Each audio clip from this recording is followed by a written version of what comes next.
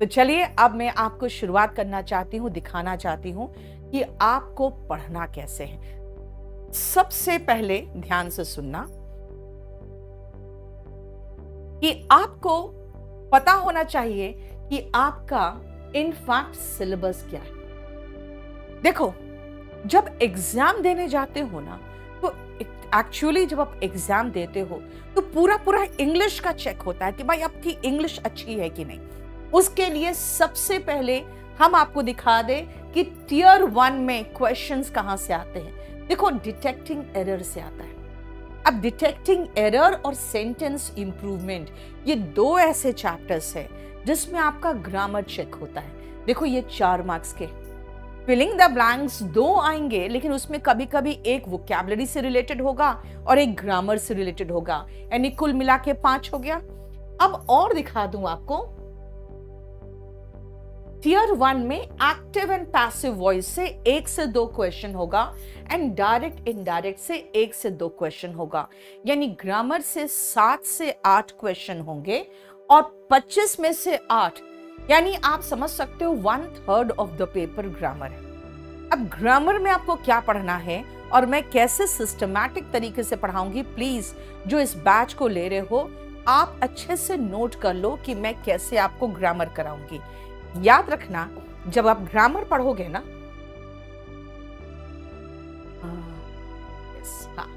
जब आप ग्रामर पढ़ोगे तो आपको एक बुक है, जो मैं आपको बुक का कवर दिखा दूं, ये मेरा है क्लास नोट्स, बाइलिंगुअल है और ये इंग्लिश का पूरा कंप्लीट क्लास नोट्स है।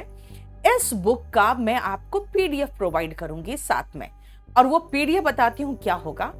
उसमें कंप्लीट ही जितने आप चैप्टर्स देख रहे हो ना, basics, tense, verb, types of sentences, question tag, conditional sentence, subject verb agreement, causative verb, mood, inversion, infinitive, gerund, participle, passive voice, narration, noun, pronoun, adjective, adverb, article, determiners, preposition, phrasal verb, conjunction, parallelism, modal, superfluous, spellings, proverbs, legal terms.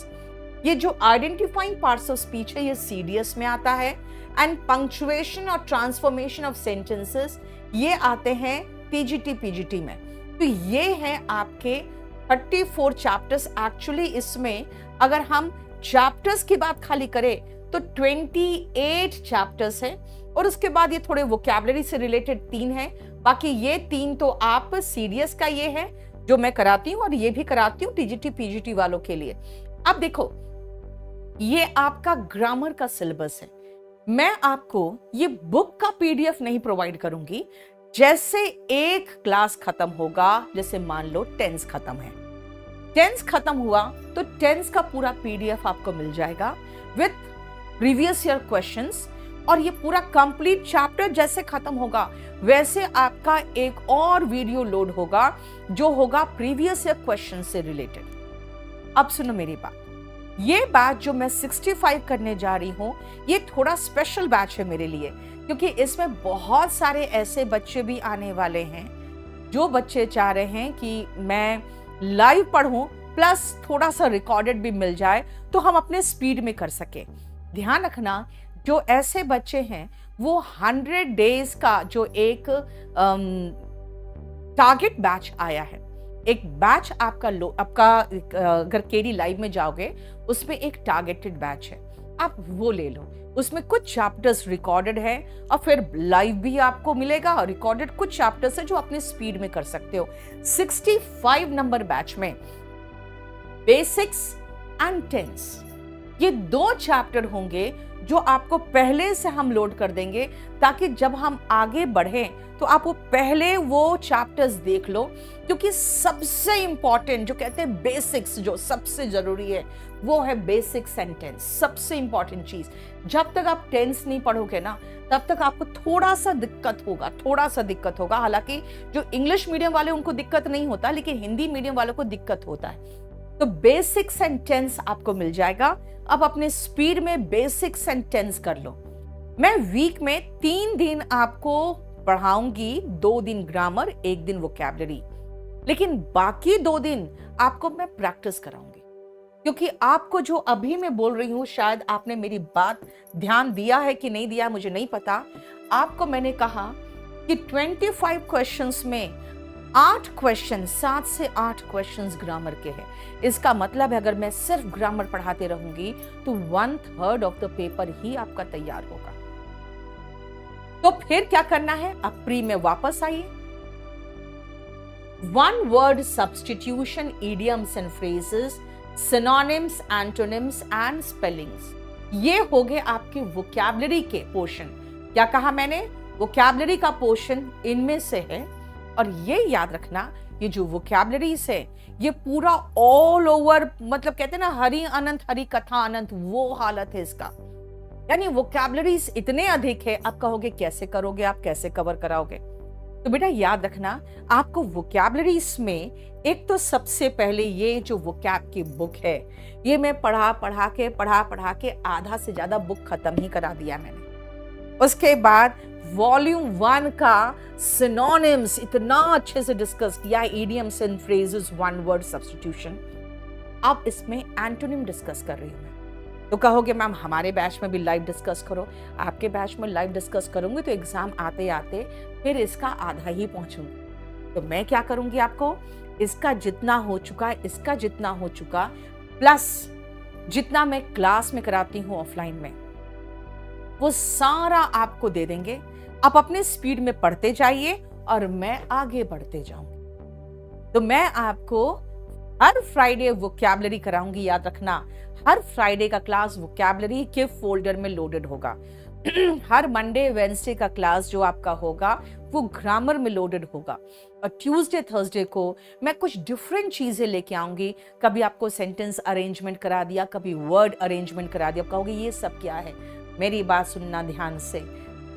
Sentence arrangement, word arrangement जो है वो 2 marks के आते हैं और cloze test 5 marks का आता है। अब एक बड़ा, सबसे बड़ा पंगा है कि कॉम्प्रिहेंशन और क्लोज टेस्ट में से आपके प्री में सिर्फ क्लोज टेस्ट आएगा। अब आती हूं मैं मेंस की बात करूं। अब एक बात बताओ, जरा मेंस का सिलेबस देखो, वही डिटेक्टिंग एरर, वही sentence improvement, filling the blanks, 1 word substitution, idioms and phrases, synonym, antonym, जितना है सब कुछ सेम है। बस खाली ये है कि यहाँ पे 25 क्वेश्चन है, यहाँ पे 45 क्वेश्चन।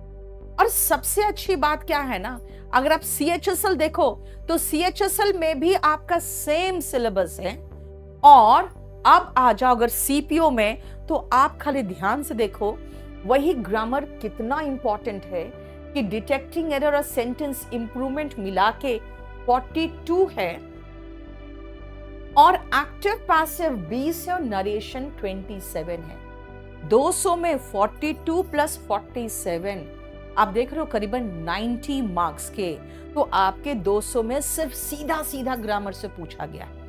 यानी CPO के मेंस में आपको मजा आ जाएगा कि भाई जो पढ़ा है एकदम दंदना के ये 47 क्वेश्चन 10 मिनट के अंदर खत्म हो जाएगा। आपके पास 2 घंटा है और 10 मिनट में 47 question out of 200, 1/4 of the paper finished. लेकिन आप एक चीज मार्क करो, सेंटेंस अरेंजमेंट क्लोज टेस्ट देख रहे हो 45 है और पैसेजेस यानी कॉम्प्रिहेंशन 30 है। इसका मतलब है कि रीडिंग का सेक्शन बहुत इंपॉर्टेंट है। तो रीडिंग भी हमें साथ साथ आपको इसका भी तो प्रैक्टिस कराना पड़ेगा। तो प्लीज, मुझे पता है आपको रीडिंग में इंटरेस्ट बिल्कुल नहीं आता है, लेकिन आपके एज के लिए, आपके एज जो एंजॉय करे कहानी, कुछ गुदगुदाने वाली, कुछ थोड़ी सी मजेदार, कुछ थोड़ी सी ऐसे ही टाइप की, वो मैंने सारा लोड करके देती हूं आपको, सिर्फ आपका इंटरेस्ट क्रिएट करने के लिए, पता है। और इंटरेस्ट कैसे क्रिएट करवाती हूं आपको, एक मेरा चैनल है spoken English by Neetu Singh करके, 2.25 लाख होंगे उसमें करीबन, उसको जाकर ज्वाइन कर लेना। और उसमें आपको रोज डेली बेसिस पे कुछ ना कुछ स्टोरीज मिलते हैं, मजेदार स्टोरीज होते हैं, ठीक है। और इसमें क्या होगा कि आपकी रीडिंग की आदत आएगी कि एक मजेदार स्टोरी पढ़ोगे और कहोगे यार इतना फनी स्टोरी, दूसरा पढ़ने का मन करेगा।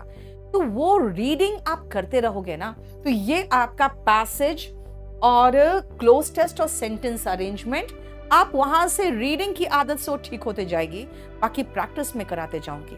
तो अल्टीमेटली आपके क्लासेस कितने दिन हो जाएंगी? मंडे, वेंसडे, फ्राइडे, ये 3 तो होगा ही। ट्यूसडे और थर्सडे भी होगा, लेकिन ट्यूसडे और थर्सडे मैं बिल्कुल एकदम एग्जैक्टली अलग मूड में रहूंगी, क्योंकि मैं आपको प्रैक्टिस कराऊंगी। और ध्यान रखना, आपको ट्यूसडे थर्सडे का क्लास अटेंड करना है, क्योंकि ये 2 क्लासेस जो होंगे ना, वो आपको प्रैक्टिस करा के बताएगा कि हाँ पूरा कंप्लीट इंग्लिश हो रहा है कि नहीं।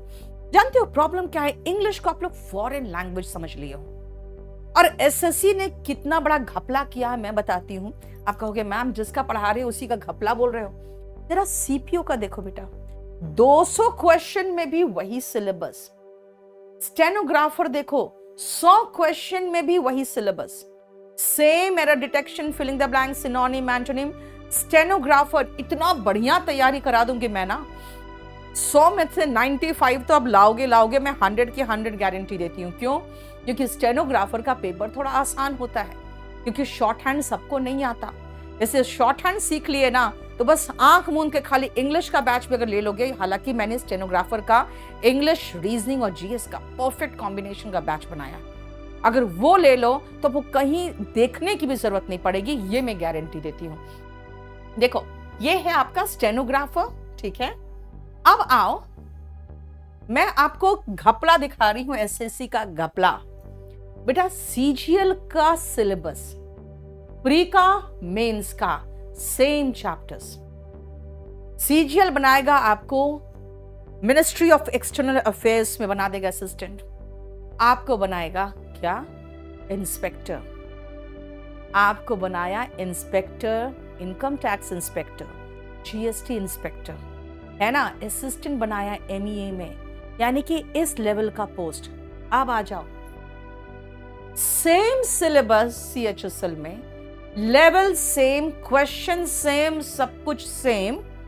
इसमें भी इंग्लिश आता है प्री में 25 और मेंस में 40। सेम सिलेबस, सेम क्वेश्चन, सब कुछ सेम। आपको एलडीसी बना देगा, यानी आप नीचे लेवल के लोअर डिविजनल क्लर्क वगैरह बन के रहोगे।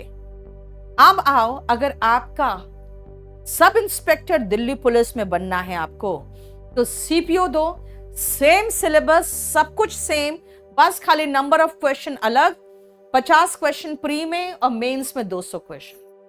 अगर आपको शॉर्ट हैंड आता है तो स्टेनोग्राफर देखो, इंग्लिश का 100 क्वेश्चन, मैथ्स नहीं होता।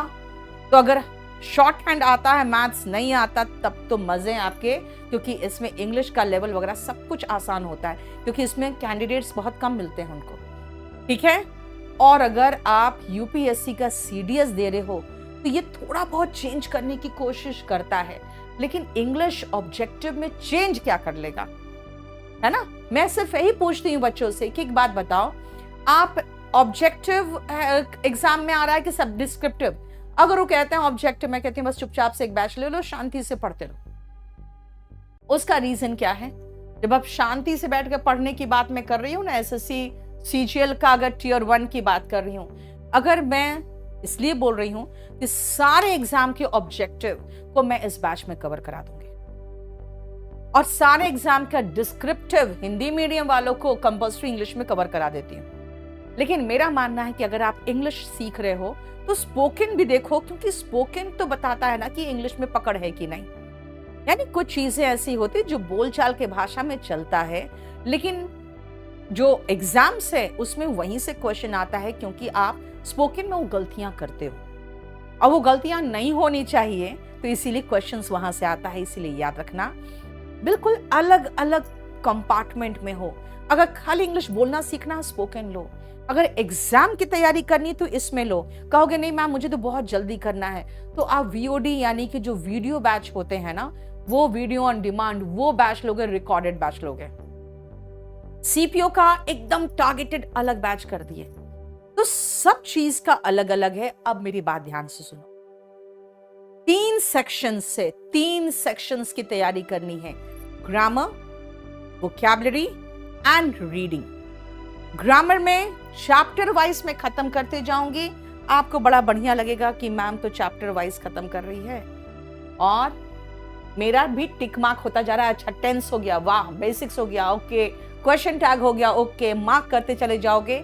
ये जैसे आपका पूरा खत्म हो गया, एसएससी वालों का 30 तक, 31 तक, और सीडीएस वालों का 32 तक, और टीजीटी पीजीटी वालों का 33 34 तक, बस आपका सिलेबस खत्म, ये जान लोगे, राइट। लेकिन जब रीडिंग की बात करेंगे ना, तो आप कहोगे मैम रीडिंग में तो बस रीडिंग करते रहो और कोई सिलेबस तो खत्म ही नहीं हो रहा है। ठीक है, वोकैबुलरी भी आपके वीडियोस खत्म करते जा रहे हैं, तो ठीक है, वॉल्यूम 1 खत्म हो गया, वो कैब का बुक भी मैंने खत्म कर लिया लगभग। लेकिन अंत क्या है? अंत यही है कि आपको अगर पढ़ के समझ में आ रहा है और उससे रिलेटेड क्वेश्चंस कर ले रहे हो, तो इसका मतलब है इंग्लिश बहुत अच्छी होती चली जा रही है। रीडिंग की आदत मत छोड़ना। रोज रात में जो आप मोबाइल स्क्रॉल करते हो ना, रोज रात में 2 से 3 कहानियां जाके टेलीग्राम में पढ़ लो, मजा भी आएगा और आपकी रीडिंग भी अच्छी होगी।